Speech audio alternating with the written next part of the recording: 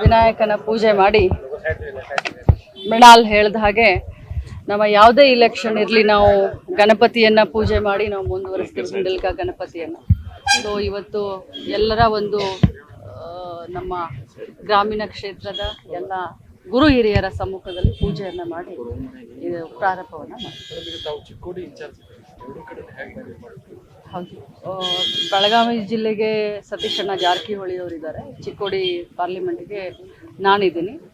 ನಾವು ಅಲ್ಲಿ ನನ್ನ ಅವಶ್ಯಕತೆ ಇದ್ದಾಗ ನಾನು ಅಲ್ಲಿ ಹೋಗ್ತೀನಿ, ಇಲ್ಲಿ ಸತೀಶಣ್ಣ ಅವರ ಅವಶ್ಯಕತೆ ಇದ್ದಾಗ ಅವರು ಇಲ್ಲಿ ಬರ್ತಾರೆ. ಸೊ ಎರಡು ಕಡೆ ಬ್ಯಾಲೆನ್ಸ್ನ ಮಾಡಿ ನಾವು ಪ್ರಚಾರ ಮಾಡ್ತೀವಿ. ಚಿಕ್ಕೋಡಿಲಿ ಒಂದು ಮೀಟಿಂಗ್ ಮಾಡಿದ್ದಾರೆ ಕಲ್ಲೋಳ್ಕರ್ ಅಂತ ಹೇಳಿ, ಕಲ್ಲೋಳ್ಕರ್ ಅಲ್ಲಿ ಸತೀಶ್ ಜಾರಕಿಹೊಳಿ ಕುಟುಂಬ ರಾಜಕಾರಣ ರಿಟೈರ್ಡ್ IAS ಆಫೀಸರು ಅವರು ನಮ್ಮ ಪಕ್ಷದ ಟಿಕೆಟನ್ನು ಕೇಳಿದರು. ಅವ್ರಿಗೆ ಸ್ವಲ್ಪ ಅಸಮಾಧಾನ ಇದೆ, ಸ್ವತಂತ್ರ ಅಭ್ಯರ್ಥಿಯಾಗಿ ಸ್ಪರ್ಧಿಸಿದ್ದಾರೆ. ನಾನು ಸ್ವಂತ ಅವ್ರ ಹತ್ರ ಮಾತಾಡ್ತೀನಿ ಮತ್ತು ನಮ್ಮ ಪಕ್ಷದ ಅಭ್ಯರ್ಥಿ ಪರವಾಗಿ ಅವ್ರಿಗೆ ಕೆಲಸ ಮಾಡುವಂತ ನಾನು ವಿನಂತಿಯನ್ನು ಕೂಡ ಮಾಡ್ತೀನಿ. ಮೇಡಮ್, ಈಗ ಬೆಳಗಾವಿಯಲ್ಲಿ 6 ಸತಿ ಸತತವಾಗಿ ಬಿಜೆಪಿ ಆದ್ರೆ ಬಿಜೆಪಿಗೆ ಅಭ್ಯರ್ಥಿ ಅನೌನ್ಸ್ ಮಾಡಕ್ಕೆ ಇದು ಸಾಧ್ಯ ಆಗಿಲ್ಲ. ತಾವು ಪ್ರಚಾರ ಮಾಡ್ತಿದ್ರು ಅಭ್ಯರ್ಥಿ ಕಾಂಗ್ರೆಸ್ಗೆ ಹೊರ ಆಗುತ್ತೆ.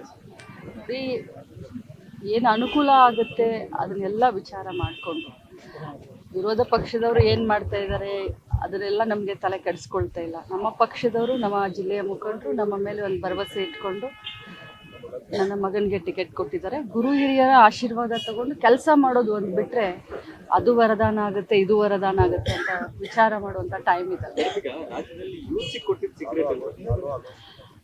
ಭಾರತ ದೇಶನೇ ಯಂಗ್ ನೇಷನ್ ಅಂತ ಹೇಳ್ತಾ ಇದ್ದೀವಿ.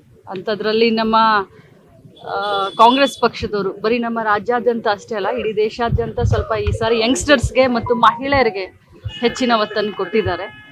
ಸೊ ಯುವ ಶಕ್ತಿ ಅನ್ನೋದು ಮೇಲ್ ಬರುತ್ತೆ ಅನ್ನುವಂಥ ಒಂದು ವಿಶ್ವಾಸ ನಮಗೆ.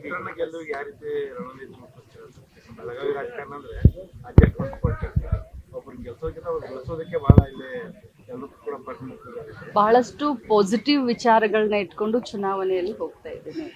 ತಂತ್ರಗಳು, ಕುತಂತ್ರಗಳು ಇವೆಲ್ಲ ರಾಜಕಾರಣದಲ್ಲಿ ಸರ್ವೇ ಸಾಮಾನ್ಯ. ಇದು ನನ್ನ ಕುಟುಂಬದ 6ನೇ ಇಲೆಕ್ಷನ್, 6ನೇ ಚುನಾವಣೆ. ಸೊ ಬಹಳಷ್ಟು ಪಾಸಿಟಿವ್ ಮೈಂಡು ಮತ್ತು ನಮ್ಮವರನ್ನ ಜೊತೆಯಲ್ಲಿ ಕರ್ಕೊಂಡು ಯಾವುದೇ ಒಂದು ತಾರತಮ್ಯ ಮಾಡದೆ ಬಸವಣ್ಣನವರ ಮತ್ತು ಡಾಕ್ಟರ್ ಬಾಬಾ ಸಾಹೇಬ್ ಅಂಬೇಡ್ಕರ್ ಅವರ ನೀತಿ ಸಿದ್ಧಾಂತವನ್ನ ಇಟ್ಕೊಂಡು ಇಲೆಕ್ಷನ್ಗೆ ಧುಮುಕಬೇಕು ಅಂತ ವಿಚಾರ.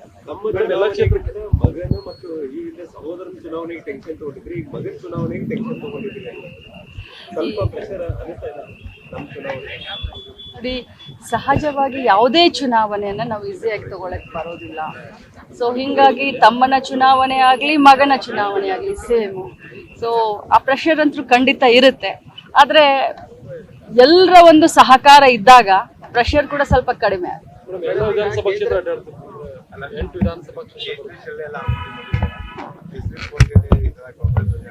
ನಾವು ಮೊದಲಿನಿಂದನೂ ಕೂಡ ನಾವು ತಮಗೆ ಗೊತ್ತಿದೆ, ಅದ್ರ ಬಗ್ಗೆ ಮಾತಾಡೋದು ಬೇಡ. 8 ವಿಧಾನಸಭಾ ಕ್ಷೇತ್ರದಲ್ಲಿ ಪ್ರವಾಸವನ್ನ ನಾನು ಮಾಡ್ತೀನಿ, ನಮ್ಮ ಮುಖಂಡರು ಮಾಡ್ತಾರೆ, ತಮ್ಮ ಚಂದ್ರರಾಜು ಮಾಡ್ತಾರೆ, ಮತ್ತೆ ಅಭ್ಯರ್ಥಿಯಾದಂಥ ಮೃಣಾಲ್ ಹೆಬ್ಬಾಳ್ಕರ್ ಮಾಡ್ತಾರೆ.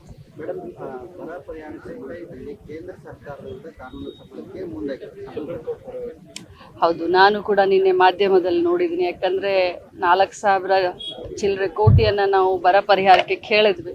ಇನ್ನೂವರೆಗೂ ಒಂದು ಬಿಡುಗಾಸನ್ ಕೂಡ ಕೊಟ್ಟಿಲ್ಲ. ಕರ್ನಾಟಕ ರಾಜ್ಯಕ್ಕೆ ಅನ್ಯಾಯ ಮಾಡ್ತಾ ಇದ್ದಾರೆ.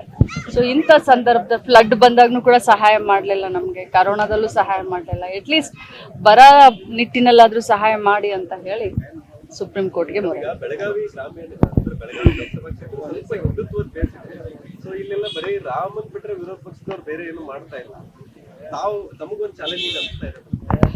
ಯಾಕೆ, ನಾನು ರಾಮನ ಭಕ್ತಳಲ್ವಾ? ನಾನು ಕೂಡ ರಾಮನ ಭಕ್ತಳು.